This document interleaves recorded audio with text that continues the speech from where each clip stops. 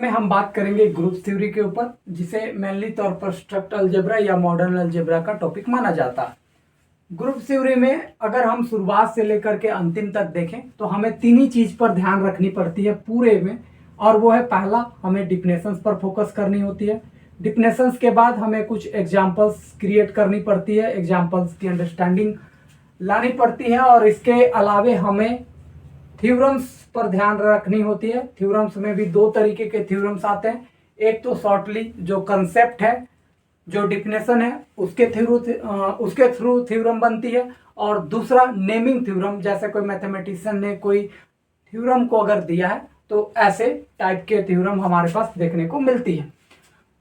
इन्हीं तीन चीजों पर हमारा पूरा ग्रुप थ्योरी इर्द गिर्द घूम रहा होगा, और इन्हीं तीनों से हमारे पास दो टाइप्स के क्वेश्चंस आएंगे।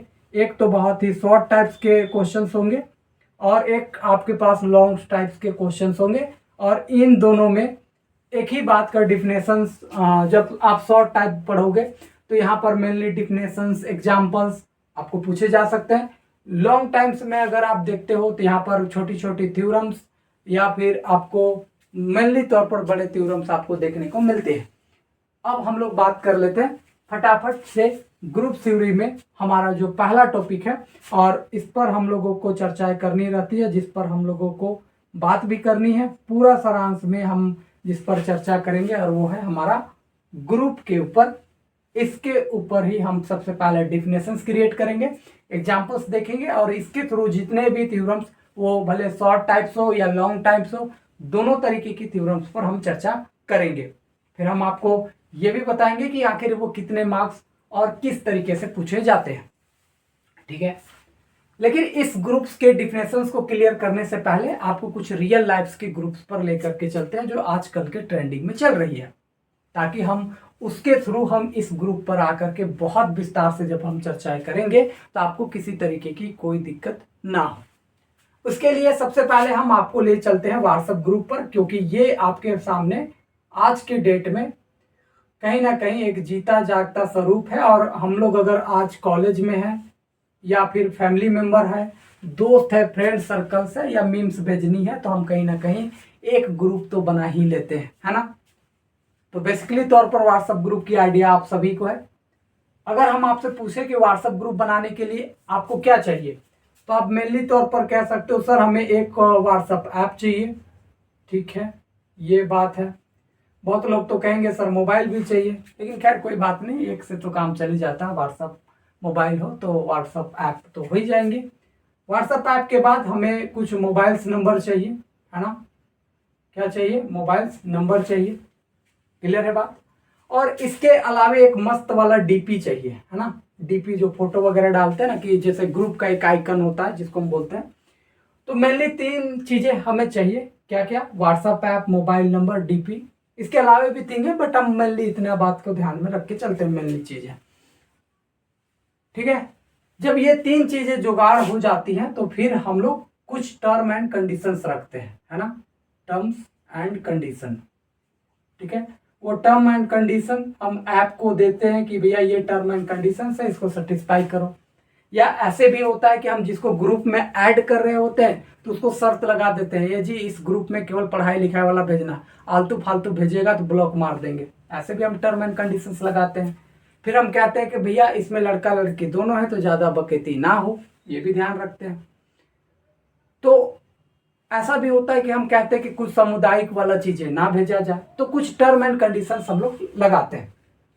जब ये सारी चीजें हों तो कुछ टर्म एंड कंडीशंस लगाते हैं, और जो भी ये टर्म एंड कंडीशंस को सेटिस्फाई करता है हम उसी को ग्रुप में रखते हैं, या तो हम उसके थ्रू कहते हैं कि अब हमारा ग्रुप कंप्लीट है, कोई दिक्कत समस्या वाली बात नहीं है, ठीक है। इतनी बात आप समझ गए।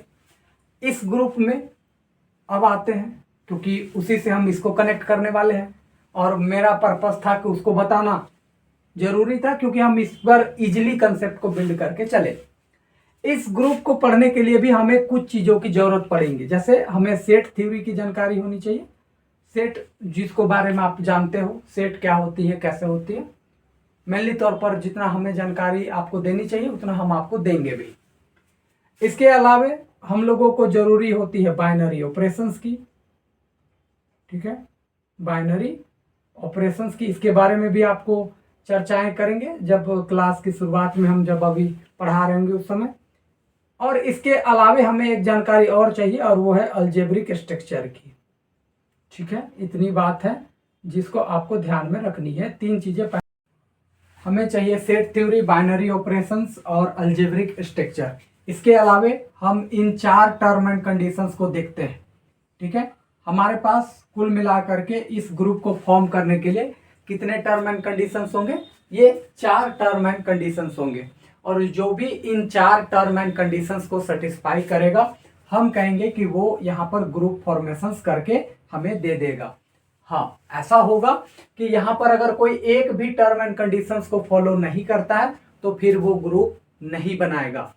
तो जाहिर सी बात है, अगर उसको ग्रुप बनाना होगा तो इन चारों के चारों प्रॉपर्टीज को सेटिस्फाई करना ही पड़ेगा। अगर एक भी फॉलो नहीं करता है तो उसको ग्रुप में हम लोग नहीं रखेंगे। अब ये चार प्रॉपर्टीज क्या है, या यूं कह लो कि ये चार टर्म एंड कंडीशंस क्या है, इसके बारे में हम लोग विस्तार पूर्वक से चर्चा करते हैं। तो आइए सबसे पहले हम लोग यहाँ पर बात करेंगे सेट के बारे में, बाइनरी ऑपरेशन के बारे में, अलजेब्रिक स्ट्रक्चर के बारे में, और फिर हम बात करेंगे इन चार प्रॉपर्टीज के बारे में, या कह लो ये चार टर्म एंड कंडीशंस के बारे में, जिससे हम ग्रुप को एक बेहतर रूप में समझ करके चल सकें। आइए फटाफट सबसे पहले सेट थ्योरी के ऊपर चर्चा करके हम आपको दे देते हैं। तो सबसे पहले हम सेट को समझ लेते हैं कि आखिर हमारे पास सेट क्या होती है। तो आप लोग ऑलरेडी जानते हो कि सेट एक well defined collection of distinct object होता है। तो हम यहां पर लिख देते हैं, a set is a well defined collections of distinct object. ठीक है, ये हमारे पास सेट थ्योरी की डिफिनेशन होती है, लेकिन हमें डिफिनेशन से कोई मरो मतलब नहीं है। मेनली जो हमें चीजें ध्यान में रखनी है और वो ये कि जैसे हमें सबसे पहले सेट थ्योरी में क्या जानकारी चाहिए, तो सेट ऑफ नेचुरल नंबर। ठीक है, नेचुरल नंबर का जो सेट होता है उसके बारे में हमें जानकारी चाहिए। इस पूरे एक्सरसाइज में हमें इसकी जरूरत पड़ेगी। तो सेट ऑफ नेचुरल नंबर को हम मेनली एन से डिनोट करते हैं। इसके अंदर एलिमेंट 1 2 3 4 5 6 इस तरीके के एलिमेंट आता है, इसको हम सेट ऑफ नेचुरल नंबर कहते हैं।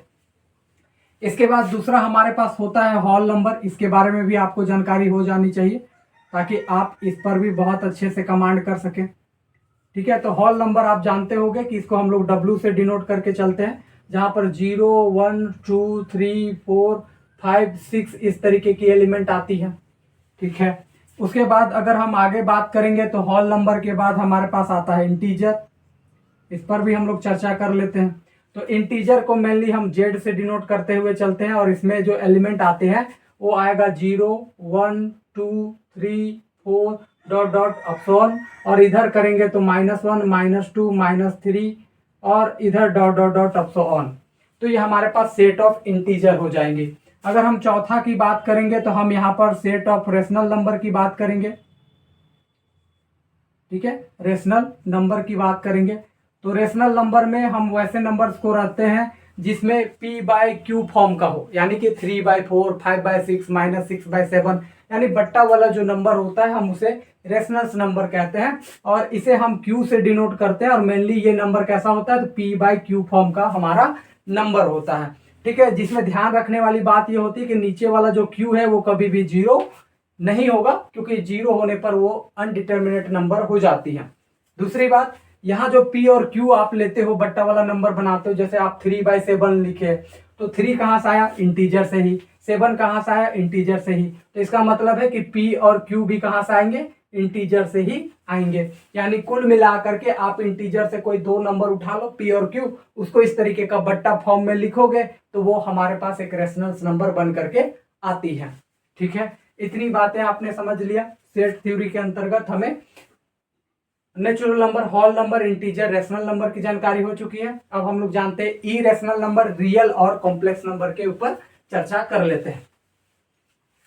तो अब हम लोग बात करते हैं कि ई रेशनल नंबर क्या होती है। ठीक है, ई रेशनल नंबर की हम चर्चा कर रहे हैं। तो अगर इसकी शॉर्ट फॉर्म में अगर हम डिफिनेशंस की बात करें तो इरेशनल्स नंबर मेनली तौर पर जो रेशनल्स नहीं होता है हम उसे इरेशनल्स नंबर कहते हैं। ठीक है, पहला बात तो ये है। लेकिन अगर हम इसकी शॉर्टली अगर आपको डिफिनेशंस देने की कोशिश करें तो हम बेसिकली तौर पर इस तरीके का नंबर जो रूट के फॉर्म में होता है हम उसे इरेशनल्स नंबर कहते हैं। और यहां पर मान लेते रूट के अंदर मान लेते ए है, तो ये जो नंबर है A is a not perfect square. ठीक है, not perfect positive number, not perfect square होनी चाहिए। ठीक है, ये ध्यान में रखनी है। नॉट परफेक्ट स्क्वायर कहने का मतलब क्या होना चाहिए कि कुल मिलाकर के A is not a perfect square and positive होना चाहिए। ठीक है, ये ध्यान में रखनी है, यानी कि रूट के अंदर जो भी नंबर आएगा वो पॉजिटिव हो और दूसरी बात उसका परफेक्ट स्क्वायर ना निकलता हो, तो हम ऐसे नंबर को इरेशनल्स नंबर कहते हैं। जैसे देखो, अगर हम 4 का रूट निकालेंगे तो 2 आ जाएगा, लेकिन 3 का निकालेंगे तो 3 का तो कुछ आएगा नहीं। तो हम ऐसे नंबर को इग्नोर करते हैं जिसका रूट हमें मिल जाता है, जैसे कि 4 का 2 मिल जाता है, 9 का 3 मिल जाता है, 16 का 4 मिलता है। तो ऐसे को हम इरेशनल नंबर में नहीं रखते हैं, हम वैसे को रखते हैं जिसका यहाँ पर स्क्वायर रूट नहीं निकलता है, हम वैसे को इरेशनल नंबर के अंदर रखते हैं। ऐसे को जिसका निकलता है उसको नहीं रखते हैं, ये ध्यान रखना है। दूसरी बात, यहाँ जो भी नंबर आएगा वो एक तरीके का पॉजिटिव नंबर आता है। इसके अलावे भी पाई हो गया, ई हो गया, इन सारे को इरेशनल्स नंबर के अंतर्गत रखा जाता है। इस बात को ध्यान में रखनी है, समझ गए। तो कोई अगर पूछे कि इरेशनल्स नंबर क्या है तो हम रूट वाले जितने भी नंबर्स हैं उसको हम इरेशनल्स नंबर कहते हैं। बट ध्यान रखना है कि उस नंबर का परफेक्ट स्क्वायर नहीं निकलना चाहिए, यानी उसको जैसे कि 9, 16, 25 इस तरीके का नंबर नहीं होनी चाहिए। ठीक है, ये इरेशनल नंबर हो गया। आगे बात करते हैं रेशनल नंबर की। ओह, रेशनल तो हो ही चुका है हमारे पास। अब हम बात करते हैं रियल नंबर की। ठीक है, रियल नंबर क्या होती है उस पर हम लोग यहाँ पर चर्चा करने की कोशिश कर रहे हैं। तो रियल नंबर की अगर हम बात करेंगे तो रियल नंबर को जनरली हम लोग डिनोट करते हैं यहाँ से कैपिटल आर से, और इसमें क्या होता है कि Q union of Q C, यानी क्यू का कंप्लीमेंट। कहने का मतलब ये हुआ कि हम रेशनल नंबर और इरेशनल नंबर इन दोनों नंबर को जब हम एक साथ रखते हैं तो उन सारे नंबर को हम रियल नंबर कहते हैं। ये ध्यान में रखने वाली बात है। यानी शॉर्ट में अगर हम कहें तो नेचुरल नंबर हो, होल नंबर हो, इंटीजर हो, रेशनल हो, इरेशनल नंबर हो, उन सारे नंबर को अगर मोटा मोटी एक नाम देना पड़े तो हम रियल नंबर दे सकते हैं। अब बात करते हैं कॉम्प्लेक्स नंबर के ऊपर। ठीक है,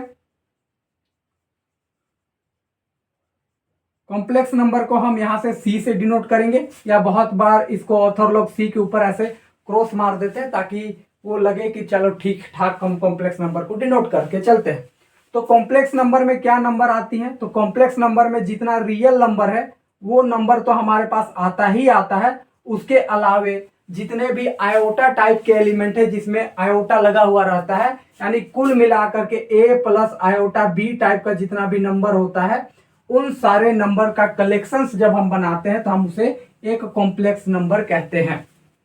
क्लियर है इतनी बात।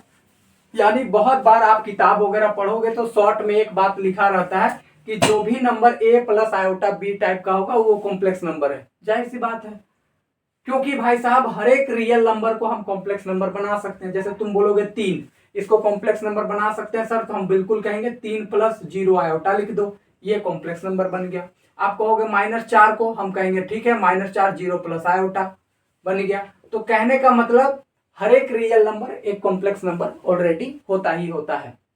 बट हम जब किताब पढ़ते हैं, डिफिनेशंस पढ़ते हैं, तो वहां एक बात होता है कि जो भी number A plus iota B type का होगा वो एक कॉम्प्लेक्स नंबर है। 100 बात की एक बात शॉर्ट में समझो, जिसमें आयोटा का नंबर आपको दिखे भैया वो कॉम्प्लेक्स नंबर है, ना भी दिखे तो भी वो कॉम्प्लेक्स नंबर है। क्योंकि 100 बात की एक बात, natural number, whole number, real number नहीं, रेशनल नंबर, इरेशनल नंबर सब मिलके रियल बना था। उसी तरीके से natural, whole, integer, rational, irrational, real जितना मिल करके और उसके अलावे आयोटा वाले सब मिल करके क्या बनाते हैं, कॉम्प्लेक्स नंबर बनाते हैं। तो बात भेजा में घुसा। यानी आज के बाद अभी आप जितने भी नंबर देखोगे वो सारे के सारे कैसे नंबर्स हैं, कॉम्प्लेक्स नंबर है, क्योंकि हर एक रियल नंबर भी एक कॉम्प्लेक्स नंबर है। इतनी बातें आप लोगों ने समझ लिया है, तो उम्मीद करते हैं कि आप सेट थ्योरी को बेहतर तरीके से समझ लिए हैं। इतनी ही जरूरत थी इसमें सेट में